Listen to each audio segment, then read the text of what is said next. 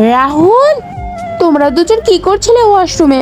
আরে বৌদি, তুমি ভুল বুঝছো, ওরকম কিছুই না। চুপ, একদম চুপ। আমি ভুল বুঝছি না? ভুল বোঝার মতো কি বাকি আছে? এরকম একটা টাওয়াল পরে আমার বরের সাথে ওয়াশরুমে কি করছিলি? নিজের চোখে দেখেছি আমি। দুশ্চরিত্রী মেয়ে মানুষ কোথাকারে।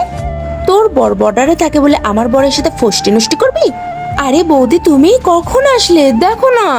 হ্যাঁ, আর দেখার কথা বলতে হবে না। আমি নিজের চোখে যতটা দেখার, যা দেখার দেখে নিয়েছি। তোর দাদা এতটাই চরিত্রহীন যে বাথরুমে নিজের ভাইয়ের বউয়ের সাথে কি সব করছিল। না না বৌদি, তুমি ব্যাপারটা যেরকম ভাবছো সেরকম না। আসলে ব্যাপারটা হয়েছে কি, দাদা তাড়াতাড়ি বাথরুমে চল। বাথরুমে আমি গিয়ে কি করব? আরে ছোট বৌদি স্নান করতে ঢুকেছিল, হঠাৎ করে ডিজারটা খারাপ হয়ে গেছে। দেখ, মিস্ত্রি কখন আসবে তার কোনো ঠিক নেই। তুই একটু গিয়ে দেখে দে না। আবার ডিজারের ব্যাপার, বলা জানি কখন কি হয়ে যায়। চল চল। দেখলে, তুমি কিছু না জানে শুনে আমাকে উল্টো পাল্টো কথা শুনিয়ে যাচ্ছিলে। ইভেন তুমি শ্রুতিকে কত ভুলভাল বলছিলে। তুমি প্লিজ আমায় ক্ষমা করে দিও। বড় দিদি ভেবে আজকের মতো ক্ষমা করে দাও।